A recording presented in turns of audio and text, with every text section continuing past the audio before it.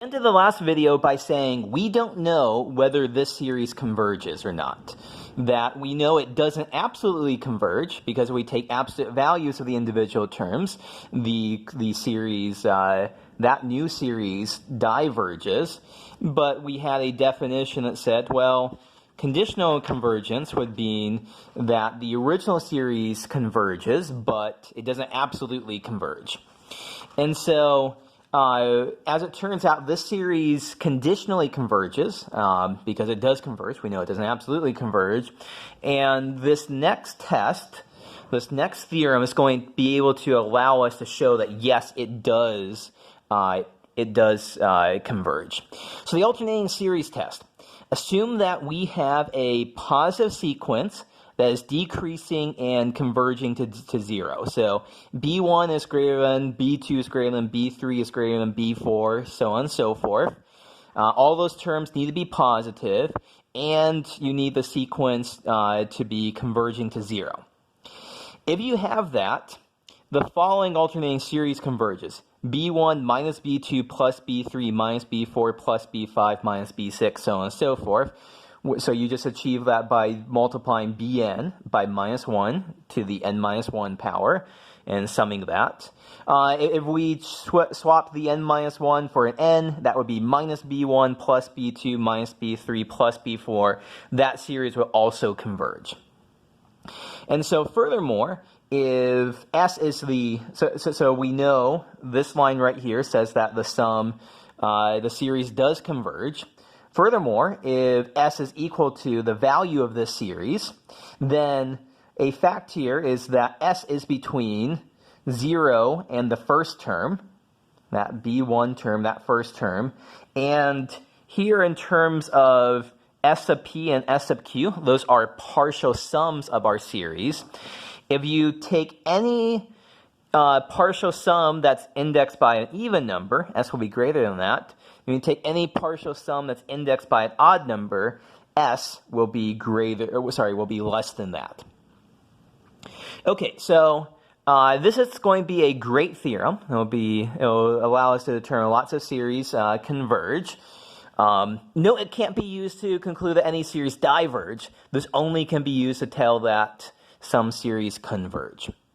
Let's just kind of sketch out a little sketch of why this is true. It's not going to be a formal proof. I'll save that for later. But I'm just going to mark here 1, 2, 3, 4, 5, 6, 7, 8, 9. And so what we're about to do is that we're going to look at B1 minus B2 plus B3 minus B4 plus B5 minus B6 plus B7. I think we see the pattern right here. And we're assuming that B1 is bigger than B2 is bigger than B3 is bigger than B4, so on and so forth. So the kind of gist of this is that here is S. S is going to be the value, the actual value of our alternating series here. And so what happens is that we start off by doing, here is B1. And so here is our first partial sum is just equal to B1. Now we're going to subtract B2. So our S2 is going to be less than B2. So S2 is going to be less than S1 because we're subtracting something positive from the previous one, S1. But realize that B1 is bigger than B2. So B1 minus B2 is still going to be positive. So I'll just kind of put here, this line isn't really there, but kind of illustrates what's going on here. So here's S2. It's like B1 minus B2. Now we're going to look at S3. We're going to add B3 onto S2 here. So we're going to go back up. How far do we go back up? Well, realize that right here, after B1, we subtracted B2, and then we added B3. But B2 is bigger than B3. That's this line right in here. So subtracting B2 plus B3 this expression, minus b2 plus b3 that I'm showing with my hands right now, this is negative. So b1 minus b2 plus b3 is smaller than b1. So S3 is smaller than S1. So S1's up here, S3 smaller than that. Okay, let's look at S4. So we're going to now subtract B4 from S3. So it's going to go back down. But also realize here that compared to S2, we just added B3 and subtracted B4.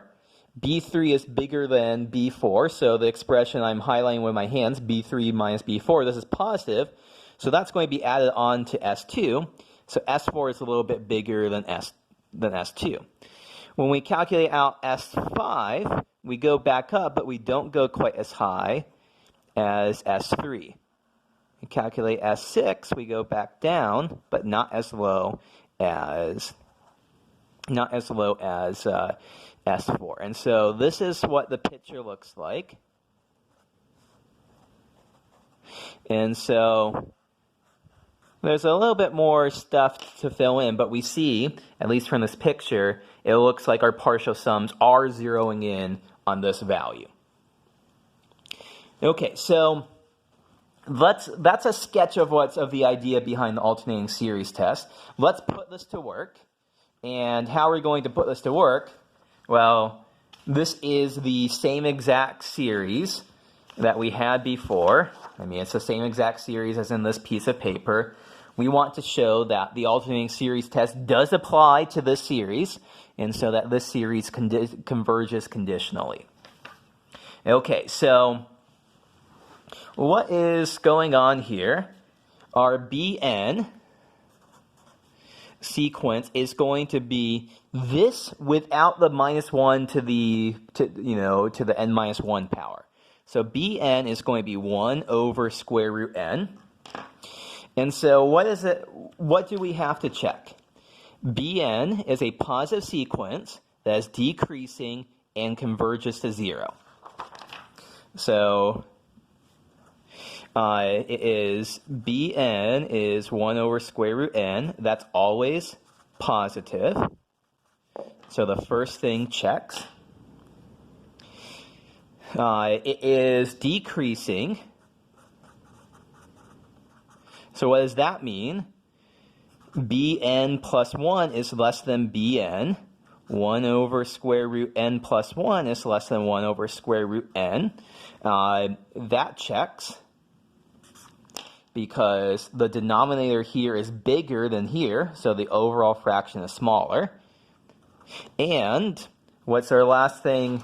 So positive sequence, it's decreasing and it converges to 0. Limit as n goes to infinity of 1 over square root n. Yes, a bit of thought should convince you that does go to 0. So by the alternating series test, the sum from n from 1 to infinity of minus 1 to the n minus 1 divided by square root n, this converges.